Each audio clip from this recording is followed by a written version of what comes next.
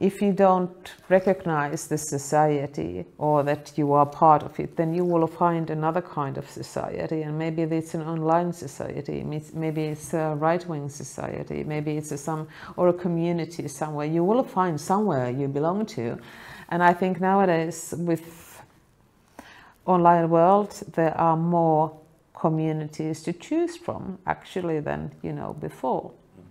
If you think about the world without the digital reality. So in that way, the nationalistic thinking or populistic thinking is actually much more international than it was. Hyvää iltaa. Very good pronunciation. Ja terve. Terve. Terve. Then, if you consider that it's a good pronunciation, then I thank you, and I consider it as a progress for tonight, as for starting. Welcome to Transylvania, welcome to Sepsi, and I would like to congratulate you for tonight's performance, if I may call it like this. And I thank you again that in this late hour you accepted my invitation, because I've noticed that you were signing books for like 2 hours. I was, yes. So you are a true hero. No, it's always a special moment to see so many old and new readers, but also because writing a book is a private thing. I wrote in solitude, and then readers are reading in solitude. And so meeting readers is always fun, and of course if there are a lot of readers, then of course that's even more fun. You mentioned before that actually it's your first time here in Transylvania. Yes, it is. And my first question will be, of course, maybe everybody is asking the same, but what are your impressions, very short, so far? Well, I arrived last night 4 a.m. and I didn't see anything about the beautiful. I was told that it is very beautiful, but I didn't see anything about the beautiful scenery on the way from Bucharest to here. But no, well, at least I know that there are a lot of avid book readers. Very good. Yeah. Speaking about books, as you may notice, I have brought my personal Sofi Oksanen collection. It is an impressive collection. Very proud of it.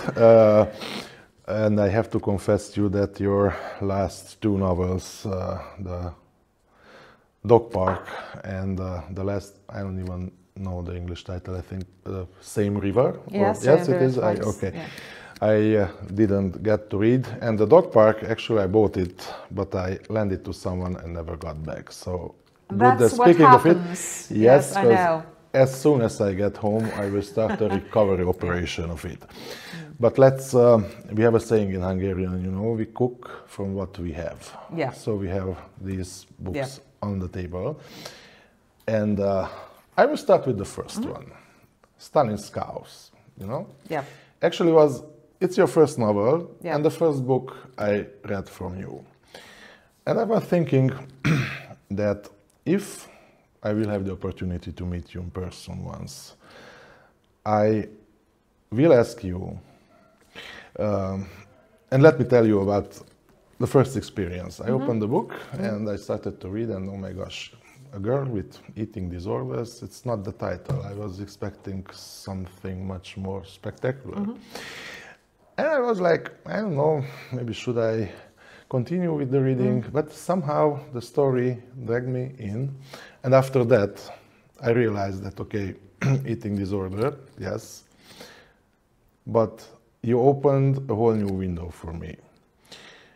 And about the history of Estonia. And I realized that, okay, it seems that there are 2 different issues at the first glance, but at the second sight, everything just made sense. And I wanted to ask you, what was the concept behind?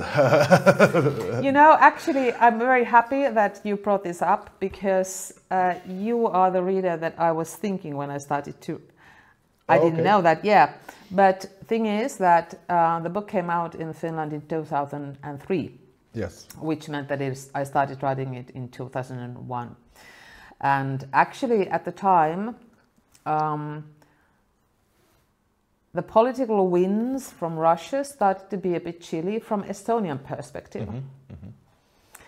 And in Finland, people of my age were not interested in Soviet Union at all. They thought that it's like something very old, who cares about Soviet Union? And Russia is going to be a liberal democracy. So people of my age in Finland were thinking totally different about Russia compared to the people of my generation, and obviously the older generation as well in Estonia. And I was thinking, I was studying at the Theatre Academy at the time, and so this was my first novel, and I was thinking, this is something I would like to write about, but how? And then because I was in a theatre academy where, you know, a theatre academy is a place where you have the highest percentage of eating disorders, actually. I mean, there are dancers and so on. Okay. So I was thinking that, maybe that I didn't yet. I wasn't really able to form a clear idea, but there was something that was disturbing my brains. And then I read a study about third generation Holocaust survivors and their eating disorders. And then I saw suddenly, wait a second, there is actually a connection that I could actually write in one book. And I did have the idea that those people or that generation who might be interested in reading about eating disorders, they are not likely the people who are interested in reading Soviet history. Yes. And yet at the same time, those who are interested in reading about Soviet history, well, they are not interested in reading eating disorders, even though they probably should, because somebody in their family is anyway going to have an eating disorder. So I was thinking, okay, so maybe I'll manage to get these two seemingly distant topics in one book, and then I can actually get one reader group to read about something they are not interested in at all, but they should know at least something. Luckily, at the time, my professor was thinking, when I wrote a couple of pages, and she thought that, okay, just continue with this, you know, just go ahead. There is a logic, even though when I started to write about it, I mean, this was very vague thinking in my head. And I didn't know, in a way, if it's going to work or not. I mean, it was, you know, I'm just wishing that I could put these very distant topics into one novel, book, yeah. And at the same time, by doing so, to attract very different readers to read about something they actually wouldn't like to read at all, or they think that they are not interested. So in that way, I mean... So I can confirm you, yes, you succeeded. In my case, for sure, I cannot speak for others. But yes, and thank you very much for the answer. And actually, I was waiting more than a decade for this. Because Hungarian translations, of course, you know, it appeared later, came out later, I think in 2012 or something. Yeah. So it's... so this was my first milestone in your work. I liked the Stalin House very much, with all the stories from the collectivization and so on. And I was starting to look after new Oksanen books, which kept to come out, because The Purge, Podestus. Yes, again, a very good pronunciation. Good. Well, that's the second step on the path of the progress for tonight. Was the second I read. I know in the meantime, Baby Jane came out.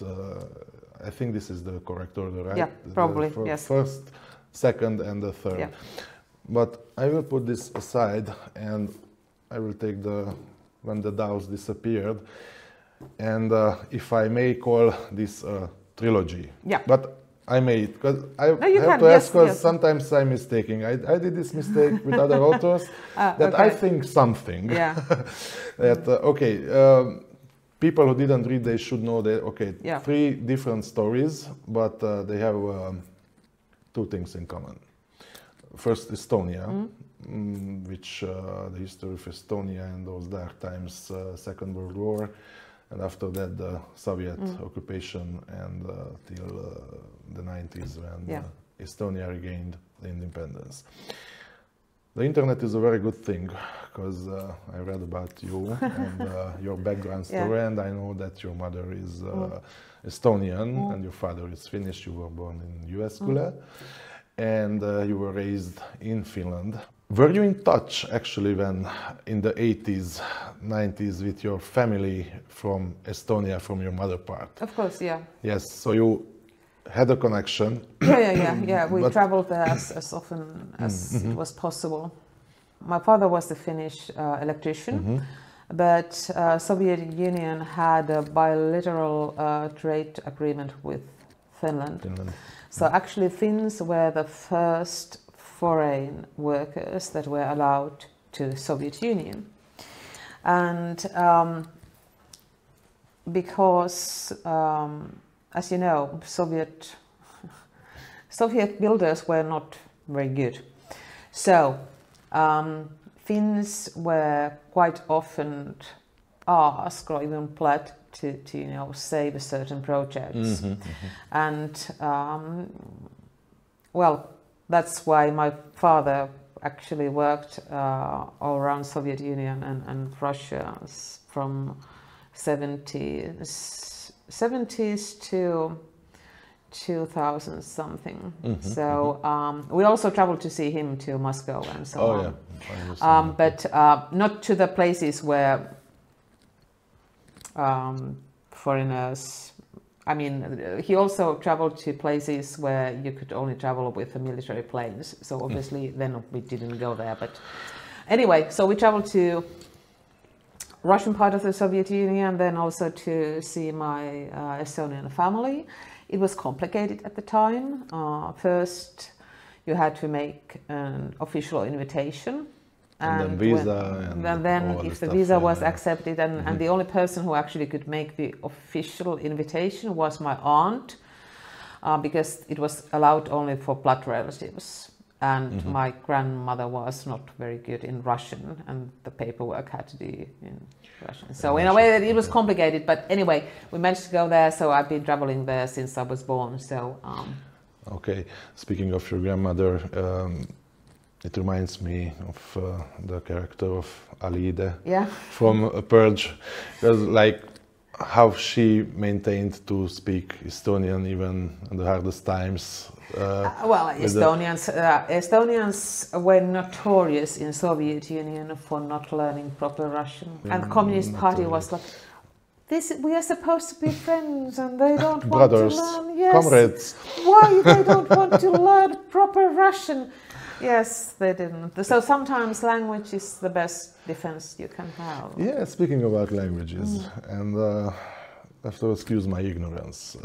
I had the impression, a long time actually persisted this in my mind, that Estonian language and Finnish language are the same. Of course, after that, a while I've realized that they are not. No.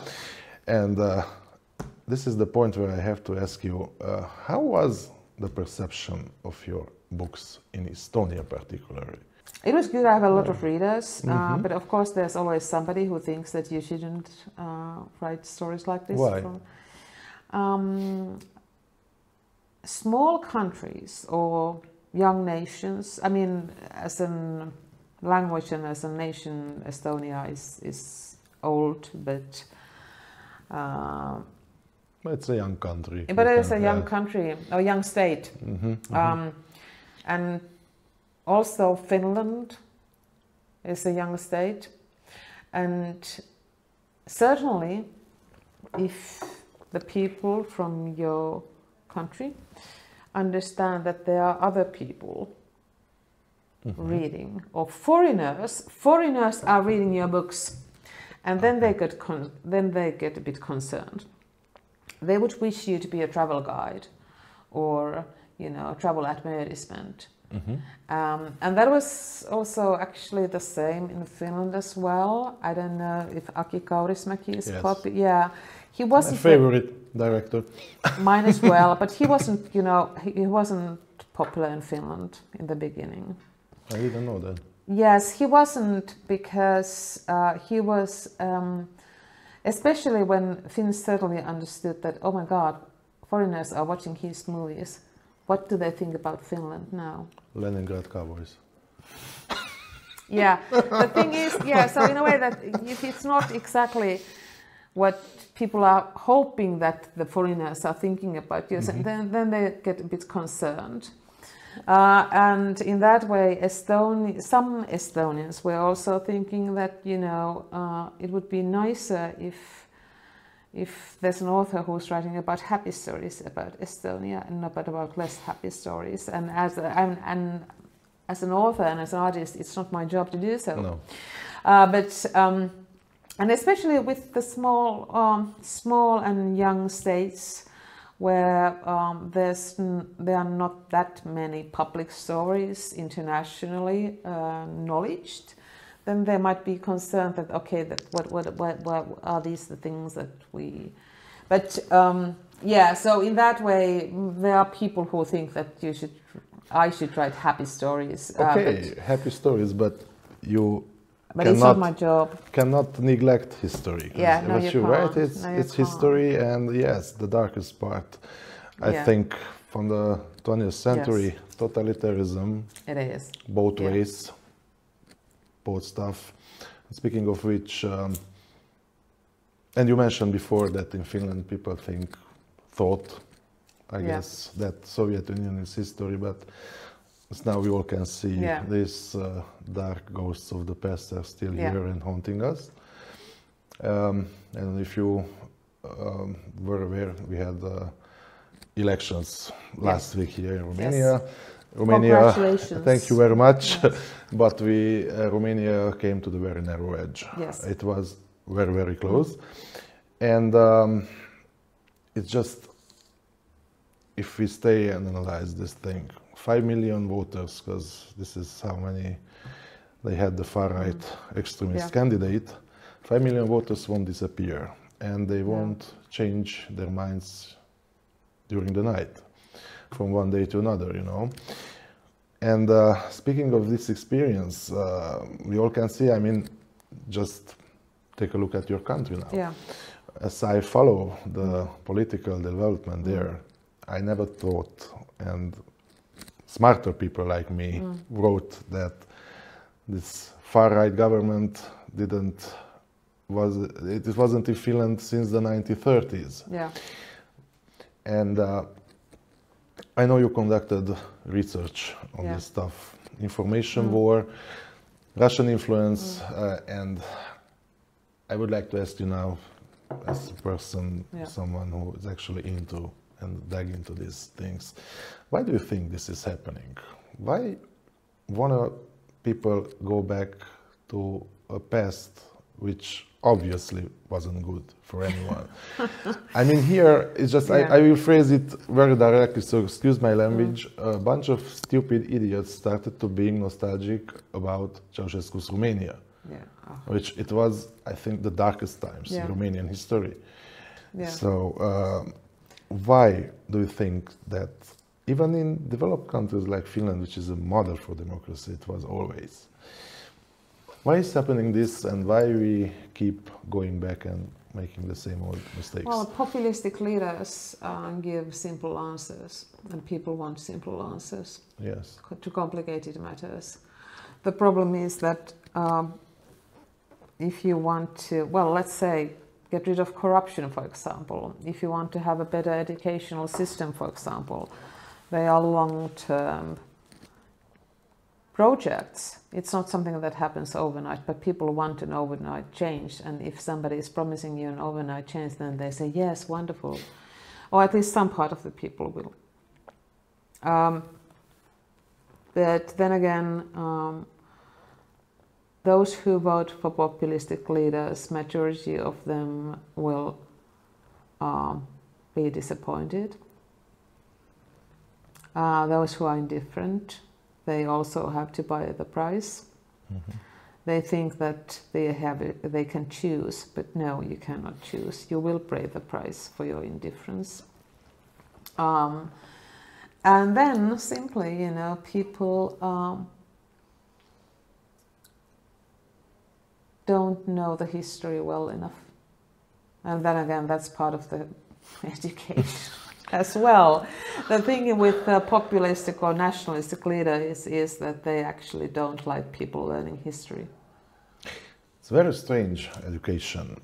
Speaking about education, I know that here in Romania in the past 35 years, after the change, there was no significant improvement in education.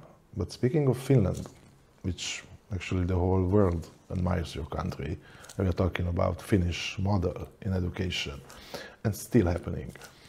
Well, actually, our education. I'm sorry to disappoint you, but Finnish educational system has actually collapsed in a way. Yes, or their results have collapsed, and Estonia is ahead of Finland nowadays. Didn't know that, but I'm speaking as an outsider point of view. Yeah, the thing is that Finland wanted to be very modern and skip the school books. They wanted to get rid of the textbooks totally, and now they understood that the result plummeted totally. So now they are going to go back to textbooks. The reason why Estonia is ahead of Finland nowadays in educational results is that Estonia never abandoned textbooks. Okay. Yeah, so Estonia never thought, even though Estonia is Estonia, so it's a very digital country in many everyday life things. Actually, Estonia is ahead of Finland, and yet they didn't abandon textbooks. So now Finland is going back to old school and hoping that will change. But we are also going to, or we are trying to get rid of mobile phones during the school day. So I think that's a good move to make, because children are not really able to focus or concentrate even for a half an hour. Yes. If you are playing around with your mobile phone. So in that way, I think that's a good move as well. I mean, Finland is a country of middle class. So in that, and people have, actually this is interesting for you to ask this question, because Finland actually considers that we are resistant towards propaganda and disinformation coming from Russia, because our level of education throughout the country nationwide is actually quite high. And probably so compared to some other countries, some non-European countries, but yet at the same time, you know, the thing with disinformation and propaganda, it's more about emotions. Yes, it is. So it's not actually about your... not the brain. Exactly. Yeah. It's for it's emotions. The impulse. Exactly. And when you and we don't really have at the moment, you know, tools to measure how all kind of online communities are actually affecting. We do know that we do have also a high level of violence actually in Finland, school violence as well. So in that way, it's not a country without problems at all. And also, if you feel like you can, that you cannot be part of the society. So the question about polarization simply. Yes. Yes. If you don't recognize the society or that you are part of it, then you will find another kind of society, and maybe it's an online society, maybe it's a right-wing society, maybe it's a community somewhere. You will find somewhere you belong to, and I think nowadays with online world there are more communities to choose from actually than before. If you think about the world without the digital reality, then I mean, if you didn't find your friends, then you were just alone. Yes. Yes. So in that way, the nationalistic thinking or populistic thinking is actually much more international than it was. But what was interesting in Finland, if you think about the COVID period, then quite many of those people who were anti-vaccine people, it turned out that in a year they started to distribute Russian propaganda. This is the same what happens here. Yeah. I have seen in several groups, Yeah. Hungarian-speaking groups on Facebook, and yes, who were voters actually, who voted the far-right extremist candidate. Everything somehow started from the COVID period. Yeah. And yes, anti-vaccine, which you mentioned, it's the same here. Yeah. Which, according to my experience, what I've seen, and it's horrible. But what can be done if there is anything to be done in order to reverse these very dangerous tendencies? Quite often I hear that people say, okay, yes, focus on education. And of course, education is important, yes. But I would like to see social media companies taking responsibilities.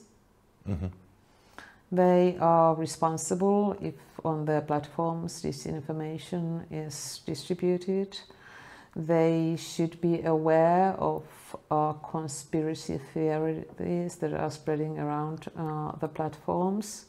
I think it would be much more important to focus on social media companies taking responsibility of their platform. Of course, they are saying that, okay, we are not responsible, but I think they are, and that is,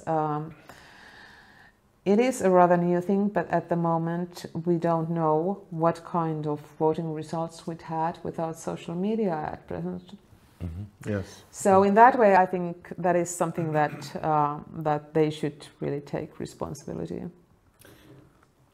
Let's get back a little bit to the Literary core, topics, yeah. to the core of your books. Women. Yeah. Actually, all your novels they are focused on women. 2 or 3 generations of women. You are talking about depicting the whole scenario according to their point of view. Why particularly the women you chose to be? Well, women's stories are less heard in history, but when the doves disappeared is a book where I do have a male protagonist. Yes. And that is actually a book related to disinformation and propaganda as well. And the reason why I wanted to write the book, which came in Finnish, it came out in Finnish in 2013. And it was a time when Russian disinformation and propaganda started to be really active. We had also very active pro-Putinists in Finland. And they weren't Russians, they were Finns. Who were pro-Russia. There was actually nothing new about their narrations. They are exactly the same lines we hear now Russia throwing against Ukraine. So in that way, there was absolutely nothing new about them. But Finns they didn't really understand them. They didn't understand how there's a Finn who is saying that another country is not independent, for example, because that way they were saying that Estonia is not an independent country. So they were literally the same lines Russia is saying about Ukraine. And I thought that, okay, this is actually something I would like to address somehow, but I don't know how. And then I thought, okay, maybe because there was actually nothing new in the strategy of Russian influencing. And then I thought, okay, maybe I want to write about this, but how would I write about it? Again, the question is, I would like to write about it, how? Because, propaganda as topic doesn't sound like a good novel for a topic. A good topic for a novel. Yes, yes. And then I thought, okay, maybe I'll have, because then I read an article about those men, it was always men, who wrote the so-called, so it was fake history books according to the recommendation of the KGB about history of Estonia. But what happened? Yes, so it was totally, it was fabricated books, but I read about those men who wrote those books. Okay. And then I started, because I've always said that it's too lazy to write a book about an author. I mean, it is really lazy for an author. You don't need to do research at all. But then I started thinking, what if I write about this kind of author? I mean, that's an author as well, but I mean, it's for the evil. Yeah. And then I started to think about it, and the more I thought about it, and the more I got interested in this idea. And in the book, the protagonist is writing the fake history of Estonia according to the recommendations of KGB. And he's using exactly the same method in an analogic world that Russia is using today. And I wanted to, to show the historical continuum of in these actions. So yeah, there's nothing absolutely new about anything Russia is doing. It's just that people just lost their interest in Soviet history. If you lose the interest in history, then the world surprises you in a bad way. Yes, indeed. I understand. Yeah, but back to the women. You asked about the women. Yes. Well, women's histories are less known, and if you think about the development of the world actually for a couple of last years, then I do worry about the gender equality in general. There's again a very aggressive online misogyny that is spreading even in countries which are supposed to be equal or more equal than, or on the top of the most gender equal countries in the world. That's one thing.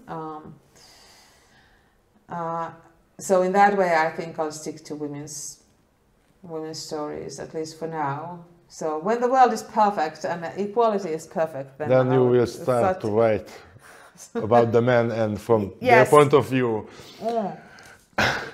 Yes. Speaking about focusing on certain issues, I cannot not mentioning your second novel, Baby Jane, which is also a very interesting book, although it doesn't fit quite into this trilogy's world. But from this book, I have learned personally that there are not only enemies from the outside. Yeah. Because you are dealing here with all those mental illnesses which is affecting societies, actually, and of course, as an individual, someone who has a certain mental illness which affects his or her everyday life. So it was a very interesting. Where did you get the inspiration for this? And why did you think it's important to write about this stuff? It's about panic disorder, and panic disorder is, as a mental disorder, it is just as common as eating disorders, actually. So it is very, very common, and yet it is quite invisible. Yes, it is. And I know a lot of people who have panic disorder, and I felt that this is something that I wanted to write about. Again, I didn't know quite how to write about it, but then I decided that I actually want to address the panic disorder directly. I mean, there are novels that are addressing panic disorder in a hidden way, like, somebody is isolated somewhere, for example, in a metaphoric way, but I thought that I want to address the question directly. And panic disorder is because it's it's visible. I mean, if you see a person, you cannot tell if a person has a panic disorder or not. No. And it's one of those disorders that people quite often, they tend to try to treat the panic disorder with alcohol, for example. So amongst alcoholic people with different dependencies or addictions, actually panic disorder is kind of the root cause for so I felt that I really wanted to address this disorder directly. Yeah, okay, it's very good. You actually, I think, like in a fiction book, you were the first I came across. I came across, and I find it very interesting, the plot, the story, and everything. Not to keep you here till the morning, I could talk to you. So, here's my last question for tonight, and I hope we can continue this discussion in the future as well. What are you working right now on? What is your new project? I know that you wrote actually an opera libretto. Yes, and I am actually... Just a short answer, how did you come into the world of the opera, which is pretty different, like...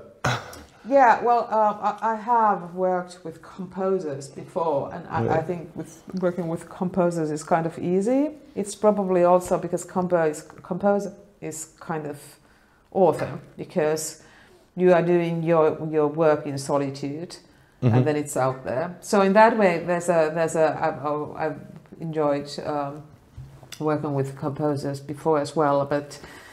And actually, Perch and Baby Jane have been adapted into opera as well. But I didn't write the libretto for them. So my first libretto was called an opera called Innocence. The composer was a Finnish composer, Kaija Saariaho. We are going to break some class ceilings next year when we are having to have a performance at Metropolitan New York. Congratulations. Thank you, thank you. I mean, they are not known to perform anything by female artists, so that's why I said. Okay. Yeah, so that's why I think that there are some class ceilings to we are going to break. Even the conductor is actually a woman. Yes, that is something. But yeah, but anyway, the Innocence is not an opera about women. It's about the consequences of violence. So it's another matter. It was fun, and now I have 2 new commissions for opera librettos. So I'm working on them. I do have a novel in the pipe as well. Okay. So there are a lot of things I need to... What about your playwright side? I had a premiere last year. It's at the Finnish National Opera. The play was called Strawberry Fields. We do have a Hungarian translation for the play, so if there's a director or a theatre interested, then I'm sure we are happy to send it. I will ask around. Yes, I know some people. Because it's a contemporary drama, but it's about Russia and minorities. Okay. I don't want to give spoilers. I never want to give spoilers. Sounds very interesting. Yeah. Sofi, thank you very much. It was a real honor and a pleasure having you here. And I wish you all the best for your future projects. Thank you. Kiitoksia paljon. Kiitos.